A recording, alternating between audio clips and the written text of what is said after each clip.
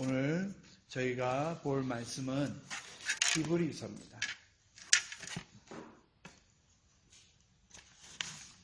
히브리서 9장의 말씀을 보도록 하겠습니다.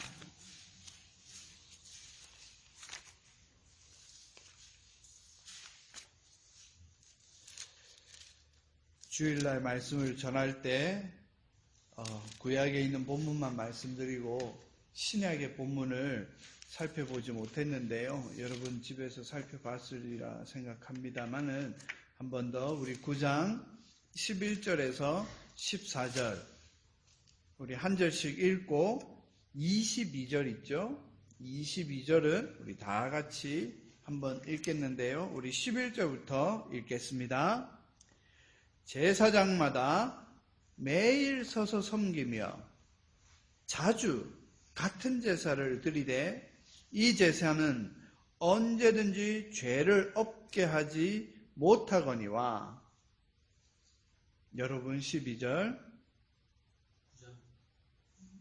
죄송합니다. 제가 9장인데 10장을 읽었네요. 사실 이 히브리서는 워낙 이 제사와 관련된 게 많아서 죄송합니다. 제가 11절 다시 읽겠습니다.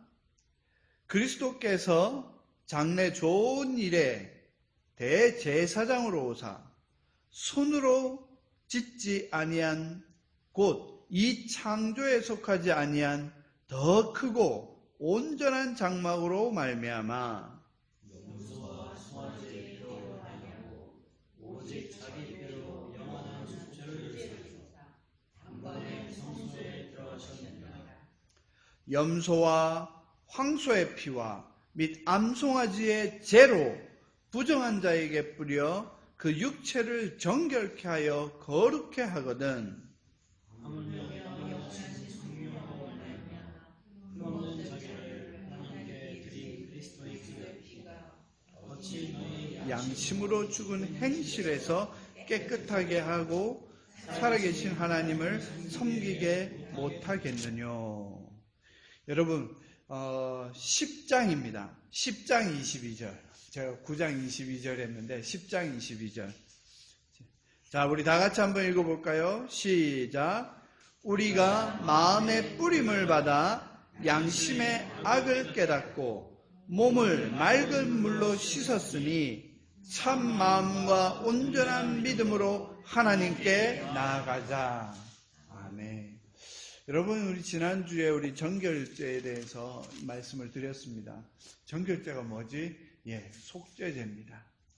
그 속죄제 부분에 있어서 여러분 지난 주일날에는 많이 강조하지 않았지만 제가 주보 요약에도 있고 또 이미 말씀드렸지만 이 뿌린다는 의미 그리고 뿔에 바른다는 의미 이렇게 말씀을 드렸습니다.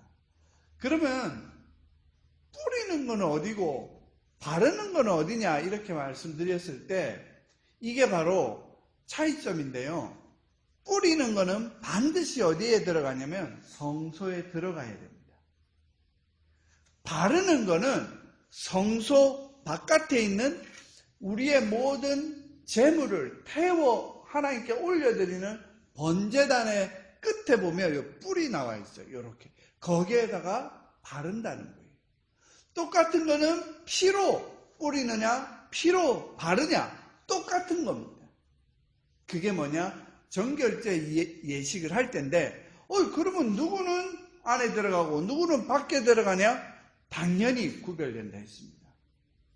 이미 말씀드렸지만 번제와 소제와 화목제는 그 제물의 경중에 따라서 순서를 했다면 속죄제와 속건제는 죄를 지은 사람의 경중에 따라서 구별을 한다고 말씀드렸습니다. 그러면 누가 성소 안에서 핏부림을 받느냐? 그거는 바로 제사장과 온 회중의 죄를 지은 그 두 가지의 죄는 성소 안에서 피를 제사장의 손가락에 찍어서 7번 뿌립니다. 그 다음에 평민과 족장들은 성소 바깥에 있는 번제단의 뿔에다가 피를 바릅니다. 이게 차이점입니다. 그러나 의미는 똑같은 거예요. 뿌리든 바르든 내 몸을 정결하게 씻는 것. 바로 그 부분이 정결제, 즉 우리가 말하는 속죄제입니다. 제가 일부러 자꾸 정결을 얘기한 것은 속죄제는 우리가 머리에 확 박혀져 있어요. 너무나 잘 알아요. 근데 정결한 것은 처음 들을 수도 있고 와닿지 않을 수도 있기 때문에 그래서 그렇게 말씀드립니다. 그런데 오늘 히브리서의 말씀은요, 이 정결제의 모든 그 피가 다 예수 그리스도의 보혈이요. 그 다음에 그 일을 하는 이유는 바로 우리의 죄 때문이라 했습니다. 그런데 우리가 히브리서 이제 레위기의 말씀을 볼 때 5장 1절부터 13절의 말씀은 이 정결제, 속죄제를 드리는 4가지 원인에 대해서 말씀을 드렸죠. 그러면서 말씀을 드렸는데 우리가 일단은 죄는 죄인데 처음에는 그게 죄인 줄 모르고 나중에 그게 죄인 줄 깨닫는 어떤 거냐? 여러분 솔직히 십계명의 죄는요, 짓기 전부터 지으려고 하는 마음이 있을 때부터 이게 죄인지 압니다. 그러기에 그거는 거의 대부분이 다 뭐냐? 전부 다 번제입니다. 그런데 이 속죄제는요, 처음에는 죄인지 잘 모르다가 나중에 뒤에 가서 깨닫게 되는 여러 가지 일들이에요. 어떤 거와 관련이 있을까요?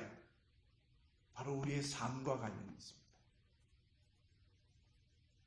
여러분, 우리의 삶이라 할 때 살인죄, 이건 어떻게 생각하면 우리의 삶에 있어서 나하고는 전혀 관계가 없을 거예요.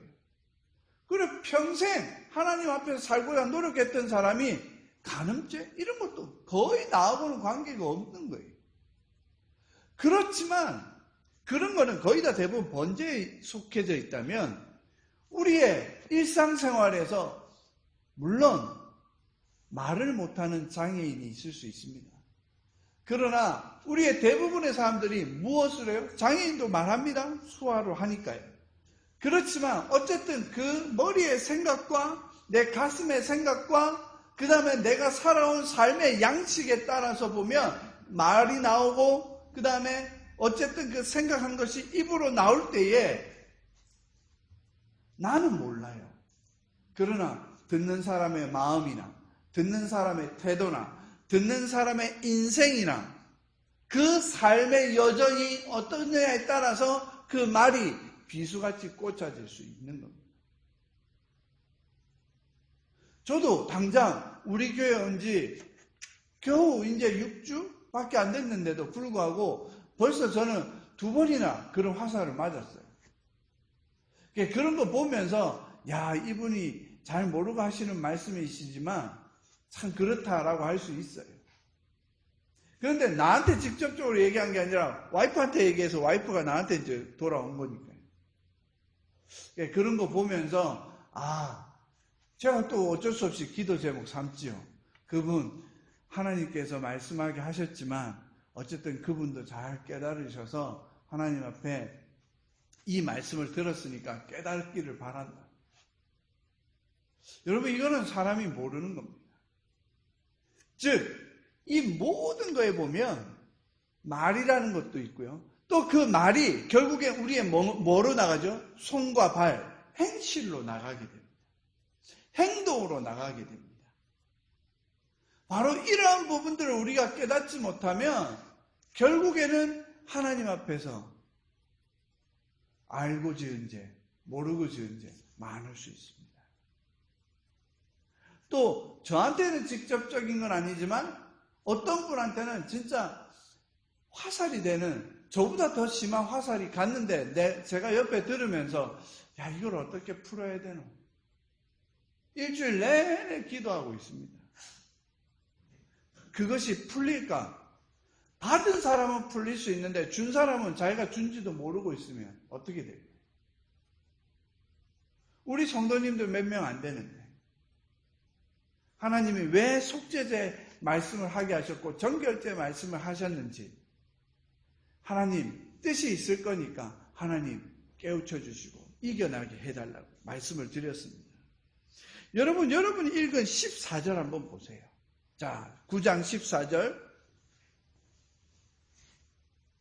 여러분이 직접 읽었고 제가 어디서부터 같이 읽었냐면 하물며 영원하신 성령으로 말미암아 흠없는 자기를 하나님께 드린 그리스도의 피가 여러분 이 피가 나오는 것은 거의 100% 속죄제와 관련된 겁니다.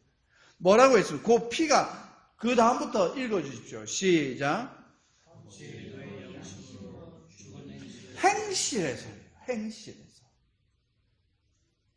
여러분 이거는 살인죄 이런 죄를 말하는 게 아니에요. 많은 사람들이 죄하면 딱 다가오는 그 죄를 얘기하지만 여러분 성경에는요. 여러분의 행실이래요. 말과 행동, 손짓, 발짓 그 다음에 하나님이 싫어하는 예닐곱 가지 중에서 뭐 있습니까? 홀끼는 눈도 있잖아요. 이 눈빛 비웃는 것 나도 모르게 이 행실이 어떤지 한번 살펴보십시오. 저희 부부가 2016년에 개척하고 이제 어느 성도님이 오셨어요. 한 달 정도 열심히 있었어요. 근데 그 성도님이 한 달 만에 교회를 안 나오겠다고 통보를 하신 거예요. 그래서 저희 전도사님이 계셨는데 여자 전도사님이 왜 그러냐고 여쭤봤더니 뭐라고 했냐면 나는 자기 자식 자랑하는 목사 밑에서 이제 배우기 싫다는 거예요. 저는 이해가 안 돼서요. 내가 무슨 자기 자식을 자랑을 했다고 하시지? 설교 때는 그런 적이 없으니까. 근데 설교 다 마치고 예배 마치고 우리 커피 한 잔 빵 먹으면서 이야기했잖아요. 그때 제 딸이 이제 UBA를 들어가게 된 그것을 말씀을 드렸는데 그게 제 자식 자랑이에요. 그래서 그 자식 자랑한 것 때문에 교회 못 나오겠다고 하신 거예요. 두 가지가 있습니다. 첫째, 저는 그때 개척하고 여러 가지로 막 어려울 때 하나님께서 유일하게 우리 가정에게 위로를 주신 거 나눴고요. 그리고 제 딸이 밤 12시에 갑자기 으악 한 거예요. 저는 화장지 둘둘 말아갖고 이 검이나 저희 집엔 바퀴벌레는 없으니까 뭐 귀뚜라미가 들어왔나? 뭐 이 날파리 들어왔나 싶어서 어디 했는데 갑자기 4년 동안 제가 제 딸 아이 한 번도 못 안아줬어요. 근데 그 딸아이가 내 가슴을 푹 안더니 우는 거예요. 5분 동안. 그러더니 둘째 딸도 아빠 하면서 와서 또 우는 거예요. 왜? UBA 합격했어. 밤 12시. 그때요.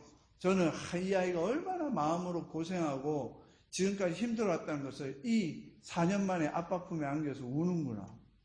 잘 안 우는 애입니다. 오늘은 안 왔는데. 그런 것을 간증하고 나눴어요. 그런데 그분은 자기 자식 자랑하는 목사로 오해가 된 거예요. 그래서 제가 이제 찾았죠. 첫 번째는 제 입장이고 두 번째는 그분의 입장을 들었어요. 그분은 자기 자식이 잘 못된 게 있었던 거예요.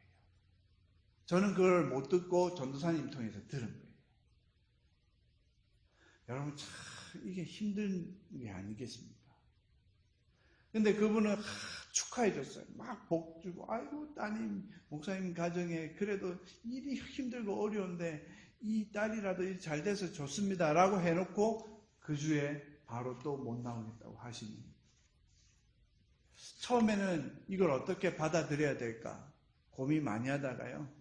한 번 더 조심하고 한 번 더 뭐 조심해야 되겠구나. 그렇지만 하나님은 아시잖아요. 제가 무슨 마음. 저 그때 엄청 어렵고 힘들 때거든요. 그러니까 그거 하나님께서 주셔서 이것 때문에 제가 계속 또 이렇게 개척교회 할 수 있습니다. 이 말씀을 나눈 그 간증조차도 못 받아들인다면 야 이거 어떻게 하지? 내가 말을 해야 되나 말아야 되나? 엄청 그 한 1년 동안은 너무 어려웠어요. 집사람하고 저하고. 말하는 것 자체가. 사람을 만나서 말을 하고 고백할 때 이거 그냥 수박 겉핥기 말만 하고 넘어갈 수 있습니다. 근데 이제 그렇지 않기로 했어요. 부딪히면 부딪히도록. 여러분, 이게 정말로 멀리 떨어져 있는 가족이나 친척보다 가까이 있는 우리 교회 안에서의 한 가족이 그 정도도 받아들이지 못한다면 여러분, 이거는 아니다라고 그때부터 한 번 더 마음을 다잡았습니다. 여러분, 무엇이라도 이야기할 수 있는 그런 관계가 돼야 되는 것이 교회 안에서의 삶 아니겠어요? 축복해 줄 거는 축복해 주고, 여러분, 하나님은 축복하시는 분이 아닙니다. 하나님은 복을 주시는 분이고 큰 복을 주시고, 축복은 저와 여러분이 하는 거예요. 어떻게 해요? 하나님, 이 가정에 복 주시옵소서. 이게 축복이잖아요. 제가 하는 것도 바로 그 축복이잖아요. 여러분, 축복은요, 저와 여러분이 하는 거예요. 그 축복의 기도를 들으시고 하나님이 줄 수 있는 영육간의 복으로 주시는 것이 하나님이십니다. 하나님은 축복할, 하나님이 누구에게 기도해갖고 우리에게 복을 주라고 하시겠어요? 아니죠. 이제 용어의 차이인데, anyway, 그건 크게 중요한 건 아니지만, 어쨌든 저와 여러분은 서로 축복하는 관계입니다. 우리가 좋아하는 찬양 중에, 너는 그리스도의 통로라, 이런 얘기 있잖아요. 너는 또 아브라함처럼요, 너를 통해서 온 세상이 복을 받으리라. 이게 통로예요. 이게 우리 교회가 할 일이고 성도가 할 일이고 예수님의 제자가 할 일이 아니겠어요. 그것이 바로 아브라함을 믿는 믿음이니까요. 보세요. 이 정결제는요, 너희의 행실에서 깨끗하게 하신 살아계신 하나님을 섬긴다라고 하십니다. 여러분, 이 표현 자체가 아주 정결제와 관련된 표현입니다. 그러면서 10장 22절을 보겠습니다. 10장 22절. 우리가 마음의 뿌림을 받아. 여러분, 옛날에는 어디에 뿌렸어요? 성소에 뿌리고 휘장에 뿌리는 거예요. 여러분, 휘장이 무엇과 무엇을 나누는 거죠? 지성소와 성소를 나눈 그 휘장, 그 밑에다 뿌리는 거거든요. 그곳은 뭐냐? 하나님이 계신 곳이기 때문에 그 말이에요. 그런데 그 하나님이 어디에 계세요, 이제? 우리 안에 계시잖아요. 그래서 여기에서 우리의 마음의 뿌림을 받아, 그 다음에 뒤에 한번 읽어보십시오. 시작.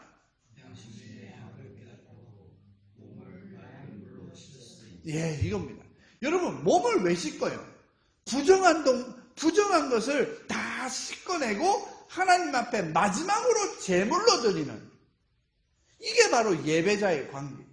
예배자의 삶이에요. 마음의 양심에 악을 깨닫고, 여러분, 양심에 악이 있다는 이 표현 들어보신 적 있어요? 세상 사람들은 이 표현 몰라요. 세상 속에서 이런 표현 쓴 적도 없어요. 성경 안에만 있어요. 여러분, 전 세계 모든 종교의 어떤 책을 뒤져봐도 원수를 사랑하라, 이 말은 성경밖에 없다는 거 아세요? 불교에, 이슬람교에 이런 표현이 나온 줄 아십니까? 안 나와요. 그래서 세상의 종교학자들이 기독교를 표현할 때 사랑의 종교라는 건 뭐냐면, 이 원수를 사랑하다, 이 표현 때문에 다른 종교에는 없으니까, 너희만 유일하니까, 그래서 기독교는 사랑의 종교, 이렇게 얘기하는 거거든요.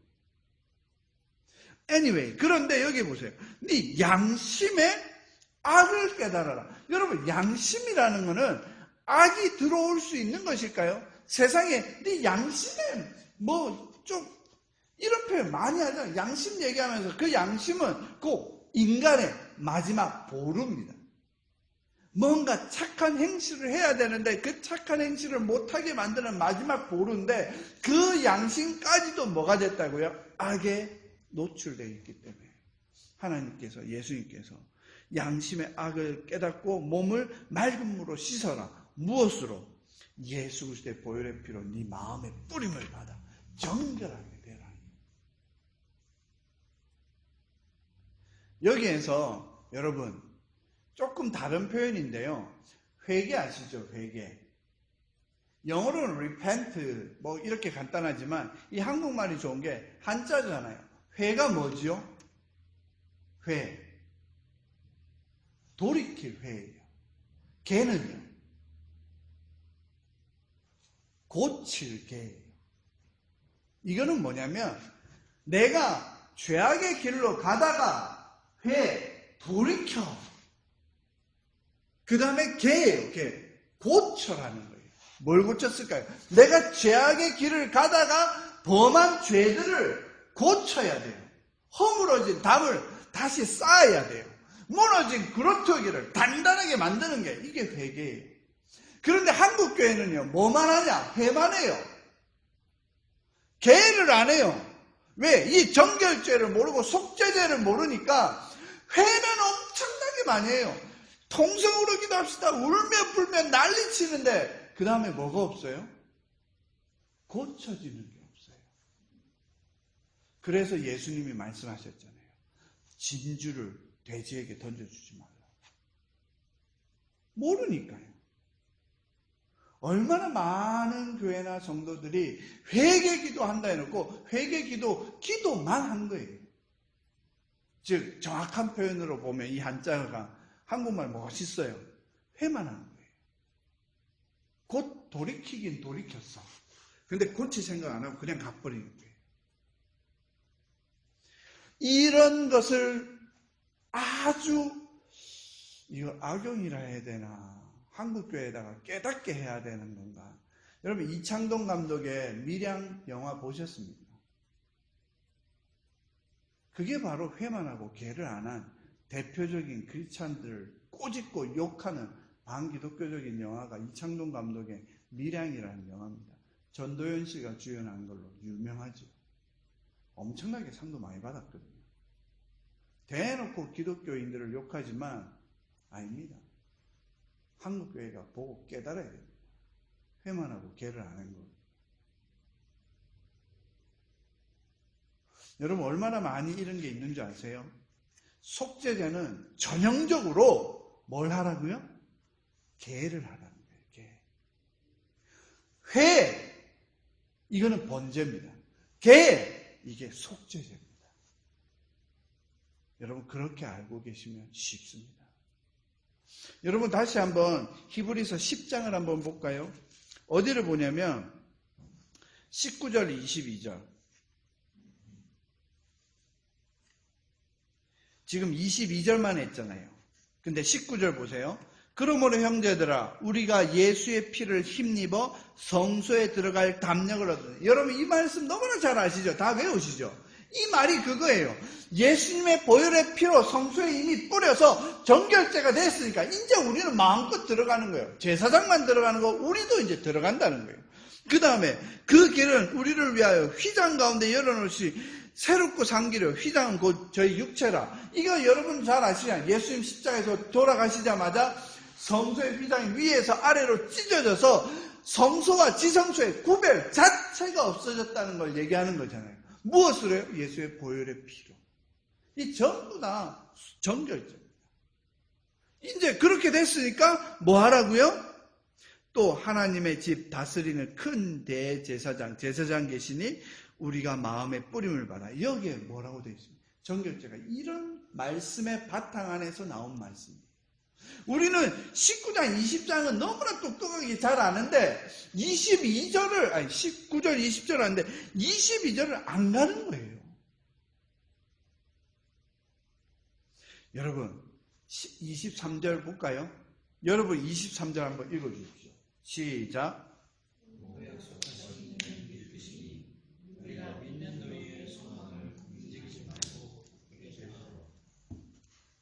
서로 돌아보아 사랑과 선행을 격려하며 모이기를 패하는 어떤 사람이 습관과 같이 하지 말고 오직 권하여 그날이 가까움을 볼수록 더욱 그리하자. 이거 보세요. 뭐 하라고요? 사랑과 선행을 격려하라잖아요. 이게 뭔 말입니까? 사랑과 선행을 해야만 뭐가 된다고요? 바로 그 위에 있는 말씀들이 이루어진다는 거예요. 계를 하라는 거예요. 계요. 뭐가요? 속죄제가요. 한 구절만 더 찾아보겠습니다. 13장 히브리서 13장 10절에서 16절입니다. 10절 우리에게 제단이 있는데 그 위에 있는 제물은 장막을 섬기는 자의 이 제단에서 먹을 것이 없나니 이는 죄를 위한 짐승의 피는 대제사장이 가지고 성소에 들어가고 그 육체는 영문 밖에서 불사름이니라. 그러므로 예수도 자기의 피로써 백성을 거룩해 하려고 성문 밖에서 고난을 받으셨느니라. 이게 전부 다 정결제 이야기지요. 그러면서 13절 그런즉 우리는 그 능력을 지고 영문 밖으로 그에게 나아가자. 여러분 교회 안에만 있으면 안 돼요. 나아가야 돼요. 누구가 있는 예수를 십자가에 못 박아라 라고 했던 사람들이 있는 그 영문 밖으로 나가야 됩니다. 그러면서 14절 우리가 여기는 영구한 도성이었고 오직 장차 올 것을 찾나니 이러므로 우리가 예수로 말미암아 항상 찬미의 제사를 하나님께 드리자. 이는 그 이름을 증거하는 입술의 열매니라. 야, 여기에요.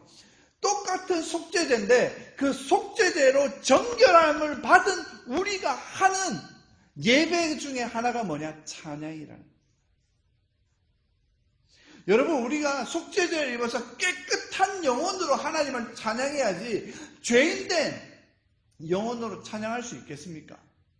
오늘 이거 기도할 겁니다. 여러분 기도도 마찬가지예요. 내 기도를 하나님이 들으시게 하려면 내가 어떻게 해야 된다고요? 속죄제로 깨끗하고 정결하게 돼야지 그때 기도하든 그때 예배하든 그때 찬양하든.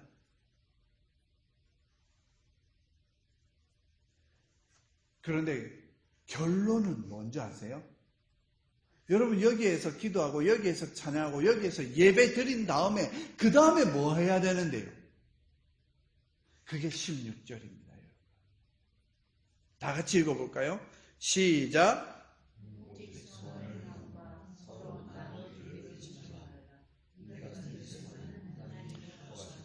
아멘. 할렐루야. 여러분 속죄제는요 내 마음의 모든 이 묵은 때를 다 씻어주는 게 속죄제 아닙니다. 결론은요 하나님이 기뻐하신 제사 이게 속죄제잖아요. 뭘 하라고요? 오직 선을 행하라 하잖아요. 오직 나눠주기를 잊지 말라라고 해요. 이 선을 행하고 나눠주기 여러분 뭡니까? 초대교회 보세요. 초대교회. 여러분 초대교회 베드로가 3,000명 전도했다 5,000명 전도했다 우와 이것만 기억하죠. 행걸요. 그 한 이후에 뭘 했어요? 서로 떡을 나누며 자기의 재산을 팔아서 나눠주며 그 재산 팔기로 했다가 살짝 숨겨 놨잖아요. 누가?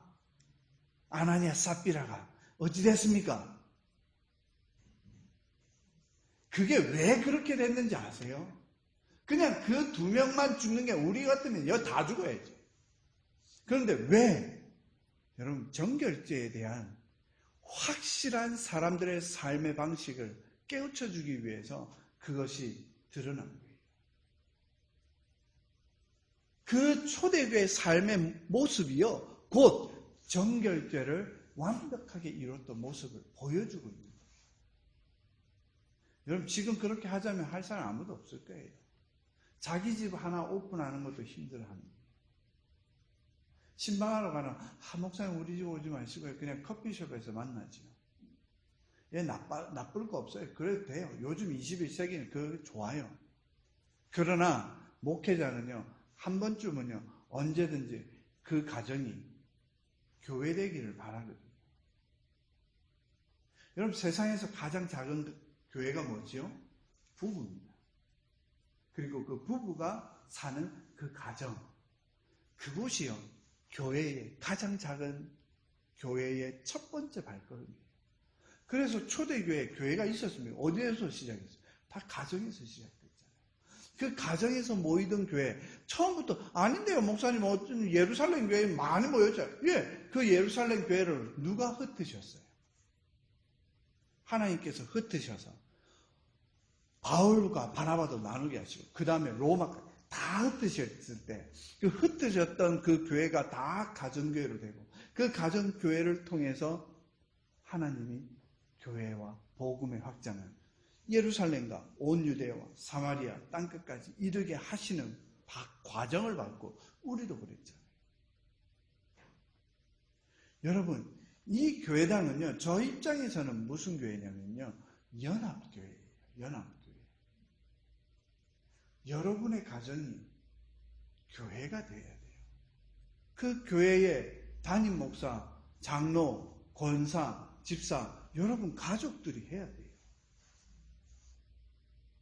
여러분, 그게 살아있는 교회입니다. 제가 아마 한 10번 이상 말할 건데요. 제 목회, 우리 전도사님, 집사님하고도 통화하면서 제가 그 얘기 했어요. 집사님, 제 목회 비전이 뭔지, 내 목회 철학이나 목회 나중에 말씀드리겠지만, 솔직히 우리 장로님께도 말씀드렸는데, 제가 진짜 원하는 게 뭔지 아세요? 그랬어요. 이 빈자리가 채워지는 것이 소원이 아니고요. 저 1년에 한 번, 딱 한 번이라도. 근데 솔직히 저는 한 달에 한 번 했으면 좋겠어요. 뭘까요? 세례식이에요, 세례식. 침례교처럼 물에 푹 빠지든지 아니면 장로교처럼 그래 머리에 세례를 하고 싶어요. 그 말이 무슨 뜻인지 아십니까, 여러분? 여러분 다 세례 받았으니까 여러분은 상황이 아니죠. 누구요? 예수 안 믿는 사람이 우리 교회 김 집사님 집이든 장로님 집이든 양 집사님 집이든 조 집사님 집이든 이정범 집사의 집이든 우리 손 집사님의 집이든 그 집을 통해서 복음이 흘러나와 믿지 않는 영혼이 생겨서 교회에 와가 믿기로 고백해서 예수님을 영접했다고 여러분 앞에 간증하며 고백하고 제가 세례를 주는, 저는 이게 내 목회의 비전이에요. 제가 거꾸로 우리 조 집사님한테 그걸 물었어요. 조 집사님, 예수 안 믿는 사람이 예수 믿어 세례 받는 거 본 적 있으세요? 물었어요. 30 넘었는데 여러분은 몇 번 보셨어요? 제가 이렇게 얘기 안 했습니다. 여러분이 전도해서 여러분이 전도한 그 영혼이 주님 믿겠다고 고백한 사람 고백하라고 하면 많은 사람 상처되더라고요. 그래서 제가 그 얘기는 다 포기하고요. 여러분이 눈으로 직접 세례 주고, 아니 목사가 세례 주지만 여러분이 직접 안 해도 직접 하지 않으셨어도 이 불신자가 성도가 되고 그 성도가 뭐요? 예수님 제자가 되도록 세례 받아서 변화되는 거 여러분 본 적이 있으세요? 이 미국 땅에서. 저는 우리 교회가 그런 일을 했으면 좋겠어요. 그 일이 여러분의 집에서 시작돼야 된다니까요. 선을 행함과 나눠주기. 뭘 나눠줘요? 밥도 나눠주고 그 다음에 복음도 나눠주고. 집이 열지 못하면 내 직장 속에서. 그래서 예수 믿는 사람은요, 그리스도의 향기가 안 되면 안 돼요. 직장 속에서 제일 힘들어요. 같은 직장인들에게 일하다 보면 이 세상에서는 참 평안한 게 없거든요. 그래도 잘못했으면 잘못했다 얘기해야 돼요. 내가 신경질을 좀 냈는데 미안하다 해야 돼요. 즉 이게 뭐냐? 선한 행실. 사람들 약한 거 알아요. 부족한 거 압니다.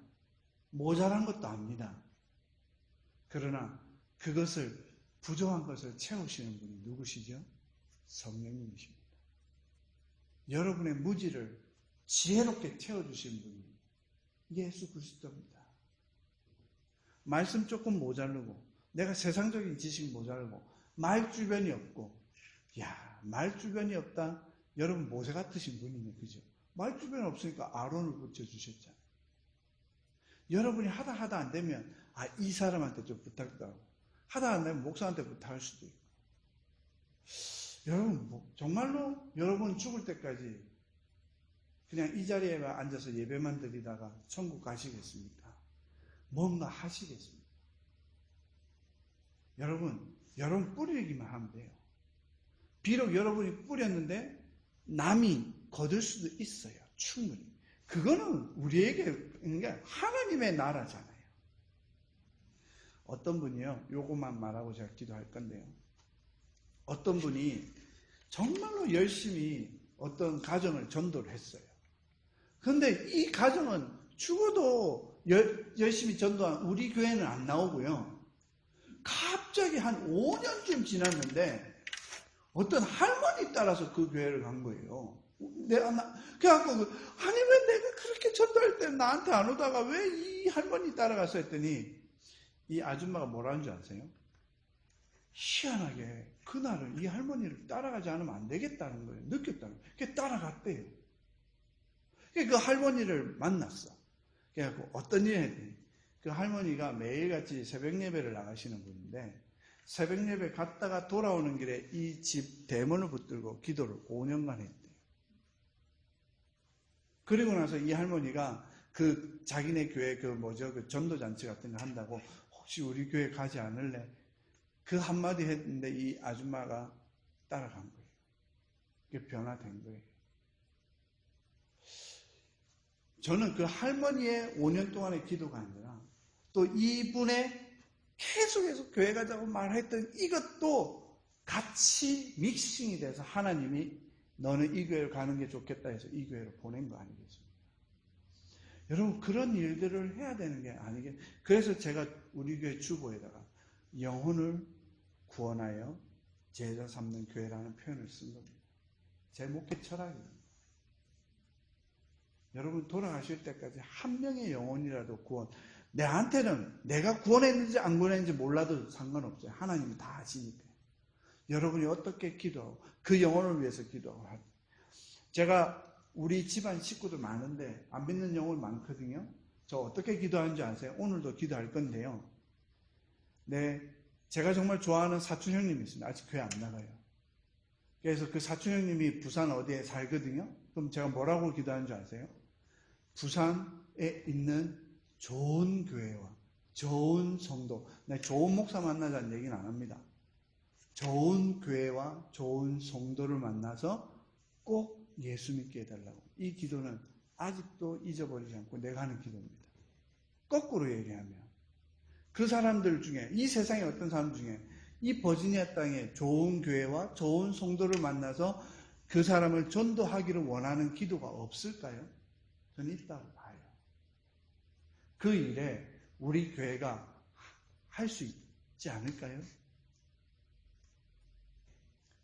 여러분, 여러분이 목회자를 2년 동안 기다렸듯이, 계속 저를 불러주셨듯이, 이제는 여러분, 우리 교회가 어떤 일을 하든지, 내 가정을 오픈하든지, 내 직장을 오픈하든지, 내 남은 인생을 오픈하든지, 하나님, 내가 혹시 주님 품으로 인도해야 될 영혼을 만나게 해달라고. 여러분, 저는 그것이 정결제의 마지막이라고 봅니다. 내가 해야 될 선한 행실, 내가 뭔가를 해야 되는 거, 내가 무언가 결단해야 되는 거, 고쳐야 되는 거, 그게 마지막은 영혼을 구원하는 일이 아닐까요? 여러분 한번 이 기도의 제목으로 함께 기도해 나아갔으면 좋겠습니다.